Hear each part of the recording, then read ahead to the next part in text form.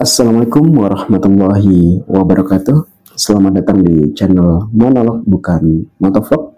Kali ini kita akan membahas lanjutan dari materi sebelumnya, bias dalam pikiran yang ke-11 dalam buku Ihwal Sesat Pikir dan Cacat Logika yang ditulis oleh Fakhruddin Faiz.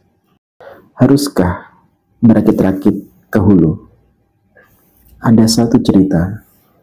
Beberapa puluh tahun yang lalu, seorang temanku yang KKN bersamaku sakit. Gejala-gejala penyakit itu tampak jelas, dan semakin hari ia merasa semakin berat. Akhirnya kami mengantarkannya ke dokter. Sang dokter yang masih muda tampak sebentar memeriksa, menekan perut menggunakan stetoskop dan menyuruhnya membuka mulut. Dari caranya memeriksa, tampak ia tidak yakin benar dengan sakit temanku itu. Akhirnya ia menyudahi pemeriksaan. Lalu tampak coret-coret sebentar di buku yang ia pegang. Baru menulis resep. Obat ini antibiotik katanya. Harus diminum 3 kali sehari. Rasanya akan tidak enak di awal, namun lama-lama akan biasa. Syukurlah.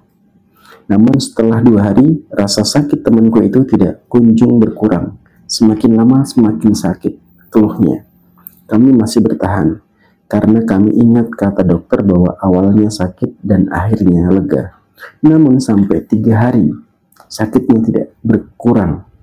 Akhirnya kami pun datang ke dokter spesialis. Setelah memeriksa beberapa saat, sang dokter berkata, "Mengapa tidak segera dibawa ke sini?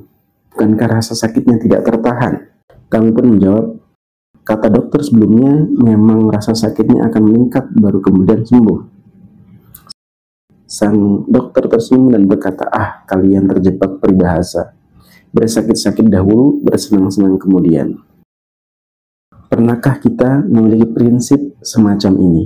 Sakit dulu tidak apa, nanti akan senang akhirnya. Prihatin dulu tidak apa-apa, nanti kita akan bahagia. Atau tanggung saja dulu, tidak enaknya lama-lama akan menyenangkan juga kalau terbiasa. Dalam kondisi tertentu, kalau situasinya pas, prinsip semacam itu tidak keliru. Belajar itu memang tidak enak, tapi harus ditahan biar masa depan studi lebih cerah. Bekerja keras itu memang melelahkan, namun harus ditekuni biar memiliki bekal hidup yang baik. Logika semacam ini mirip dengan sikap kita terhadap obat. Kalau ingin sembuh, ya minum obat. Memang pahit, tapi pada akhirnya kita sembuh. Sama sekali tidak keliru, namun dalam konteks tertentu, prinsip ini harus ditunda dulu.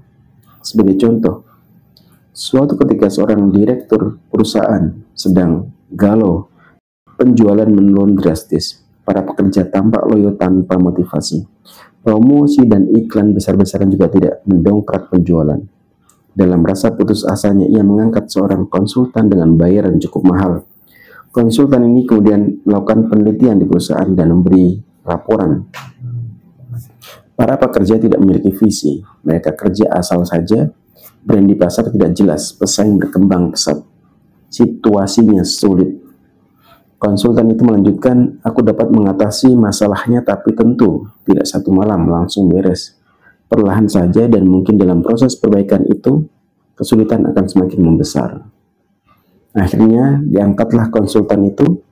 Setelah setahun kondisi tidak kunjung membaik, namun sang direktur masih berharap karena rumusnya adalah pelan-pelan, susah dulu baru nanti beres. Tahun kedua juga begitu, dan sang konsultan masih memberi advice yang sama. Akhirnya di tahun ketiga perusahaan bangkrut. Logika obat ini secara definitif menyatakan bahwa segalanya akan memburuk dulu, bahkan sampai tahap hancur, baru nanti tumbuh dan membaik lagi. Ada 2 sikap yang dilakukan sehubungan dengan logika ini, yaitu pertama, mencari solusi dengan asumsi bahwa tidak ada persoalan yang bisa langsung selesai. Jadi kalau solusi tampak tidak ampuh, ya ditunggu dulu, ditahan dulu susahnya, pada akhirnya semua akan beres. 2. Biarkan saja masalah itu sampai akut, tahan saja susahnya, bahkan biarlah sampai fatal sama sekali, karena nantinya akan lahir sesuatu yang baru dari reruntuhan yang lama. Sikap kedua ini biasanya diembel-embeli dengan dalil alam, bahwa segala sesuatu di alam ini berdaur, lahir, tumbuh, besar, tua, sakit, mati, lalu tumbuh kembali. Dalam agama, logika semacam ini tampak sering digunakan. Biarlah kita susah dan sengsara di dunia, asalkan di akhirat besok kita bahagia. Segala bentuk kesulitan, musibah, dan bencana adalah ujian dari Tuhan, yang apabila kita kuat menanggungnya, maka Tuhan akan membalasnya dengan kemakmuran hidup dan kesejahteraan, baik di dunia ini maupun di akhirat nanti.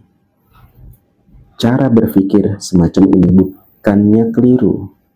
Setiap kali ada ungkapan-ungkapan bernada logika sakit dan logika obat, jangan terburu ditolak atau diterima. Namun secara objektif dan rasional, cermati apakah memang sudah saatnya mempergunakan logika tersebut, apa tidak? Apa tidak bisa kita bahagia di dunia dan sekaligus di akhirat? Apa tidak ada pengobatan yang menyenangkan sekaligus menyembuhkan? Apa benar ada yang harus dikorbankan untuk mengatasi masalah kita? Tidak bisakah masalah selesai tanpa harus bersusah sakit dulu? Tidak bisakah kita selalu senang tanpa harus melewati sakit? Tidak bisakah langsung bergembira, berenang-renang di tepian tanpa harus sengsara dahulu, berakit-rakit ke hulu? Kalau ada jalan mudah, mengapa mengambil jalan yang sulit? Kalau bisa langsung berenang di tepian, apa manfaatnya berakit-rakit ke hulu dulu?